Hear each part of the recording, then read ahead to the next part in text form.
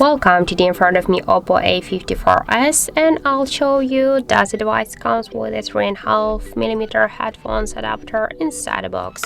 So let's open the box here, and here we got the charger brick, the USB-C cable, the headphones, and let's open this box. But unfortunately we have no any adapters here, so if you wanna use just the adapter, you should buy it separately. So that's it. Thank you for watching, and if you found this video helpful, don't forget to leave a like, comment, and to subscribe our channel.